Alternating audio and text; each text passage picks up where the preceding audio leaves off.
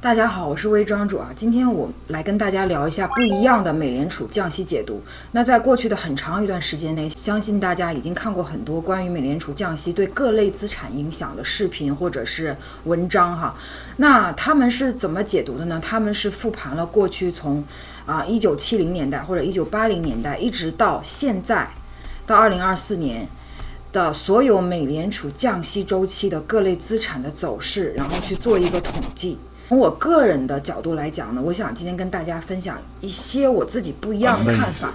首先呢，我觉得就是对过去这几十年40到50年的统计呢，来去看美联储降息对资产的影响可能是错的啊。等一下我会讲为什么它是错的。那第二点呢，就是说我们对美联储降息对我们资产的影响不必于过度的重视，因为它降不了多少。那我今天会主要分享这两个观点。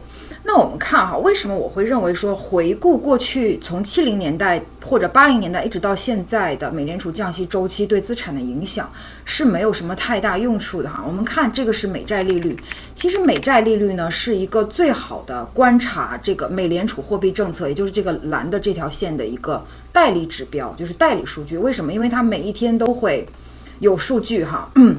它本质上也是跟着它的引导走的。那我们会看到这个从这个70年代末的时候一直到20年代，就是本世纪的20年代初，其实这40多年美债利率它总体的大的趋势是向下的，中间嵌套着这样的小趋势，这是基金周期，对吗？那现在已经不一样了，我们可以看到这一条趋势线已经在这一轮向上突破了。什么意思？有可能现在重新走上面这一条了，对吗？这是通胀下行期，这是通胀上行期。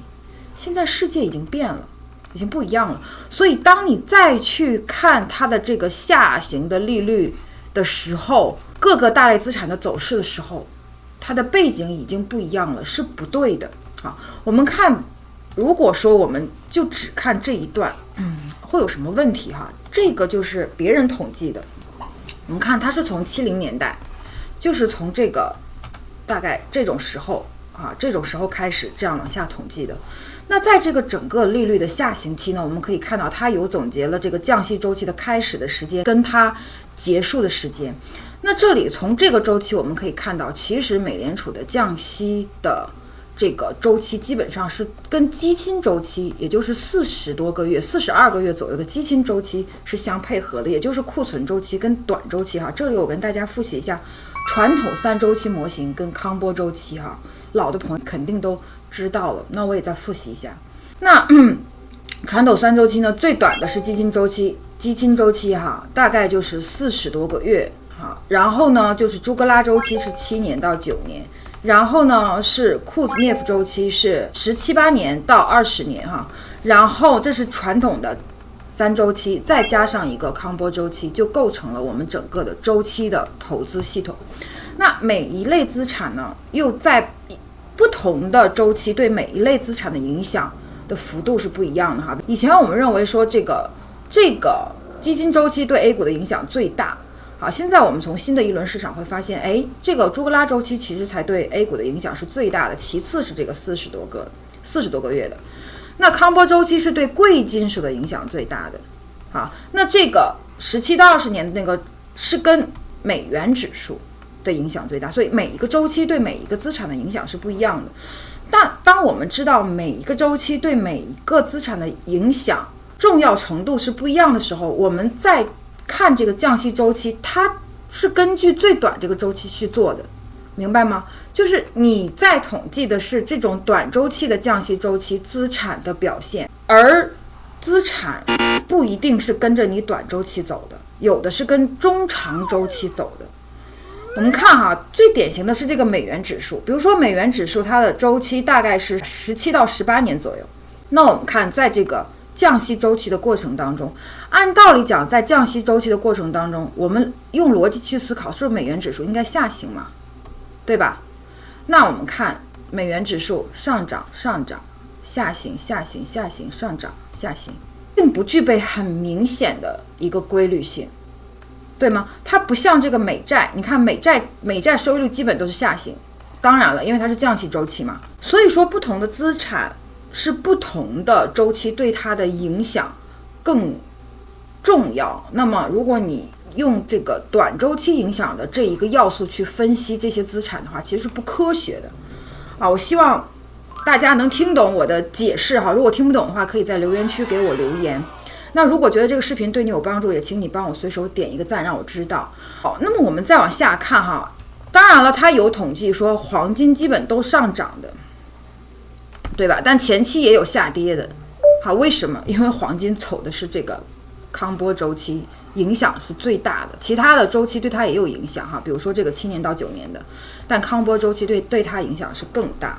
那么我们第一个问题我们解决了，就是我们理解了为什么说统计过去的这40-50年的一个降息周期的资产走势，可能是对我们参考意义并不大，因为现在天已经变了，已经不是那个时候了。好，这个问题已经跟大家解释清楚了。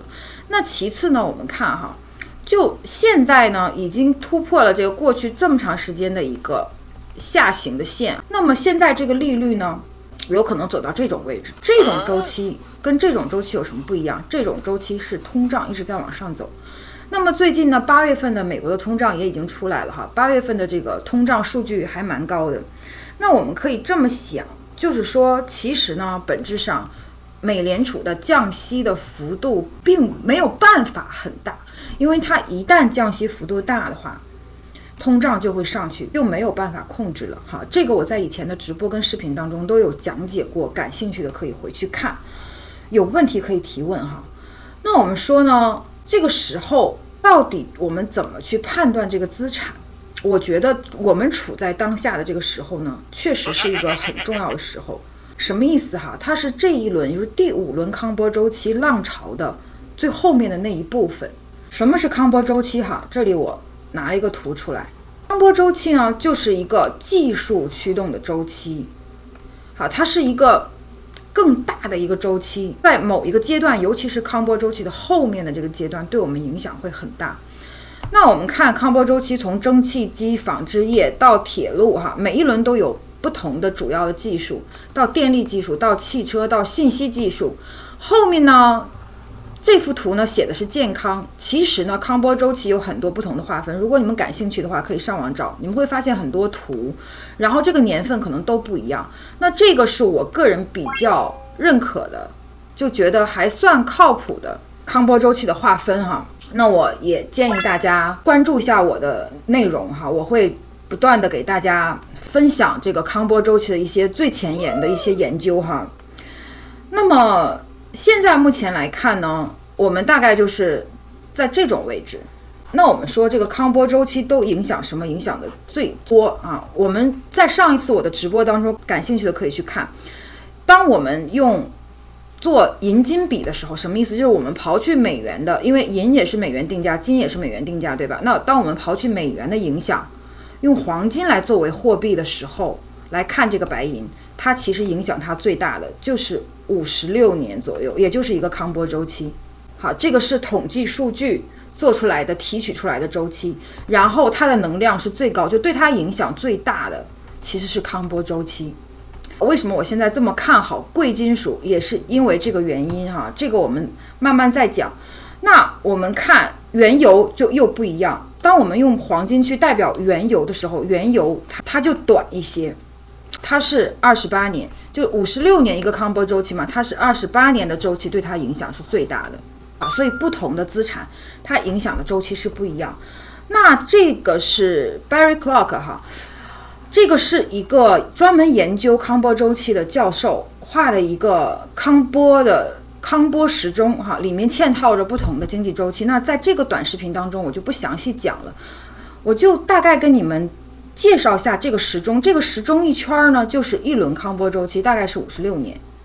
好，然后呢这是一个商品价格下降的期间，这是一个商品价格上升的期间。好，这大概在这种位置的时候，就是一个新的技术开始逐渐的渗透普及到各个行业的时候。那我们现在目前呢，大概在这种位置。这种位置如果对应到上一波康波周期呢，大概是在1968年到1975年左右。那我今天呢就把1968年到1975年左右的资产类别的大类资产的走势跟大家简单的做一个总结哈。我们看那个时候标普500就是股市是下降的，国债的收益率、通胀压力上升、利率上升，这符合我们刚才讲，不要看它降息啊，降息是短周期的降息呀。看这种也叫降息，可是它最后依然会上去，它会上涨，明白吗？那么中间可能会降，但最终它还会不断会抬升，为什么？因为通胀压力大哈。那我们看黄金呢是上涨，原油是上涨，美元指数是下跌的。就是我们不是通过分析过去从70年代一直到现在20年代这50年的一个降息的周期的资产来给我们做参考，而是用康波周期定位到你上一轮的位置，然后去看你未来的一段时间的可能的走势。那么比如说我们现在看好黄金跟原油，怎么入场又很重要，因为我们不能光靠预测说黄金跟原油会走更好我就往上走，那如果要是预测错了怎么办呢？这个时候我们就需要通过一些数学的方法来让我们去看什么时候出场跟入场哈，那这就是下一步的事情了。那我想跟大家讲，就是说就目前市场上我看到的这些内容，我认为他们总结过去这几十年美债利率下降期间，也就是降息期间的大类资产的走势，这种方法来预测未来的1-2年的各类资产的走势是不正确的。好，这是我个人的想法，那也欢迎大家留言跟我讨论。更多投资策略分享，请关注微信公众号“微微庄主低策略圈”。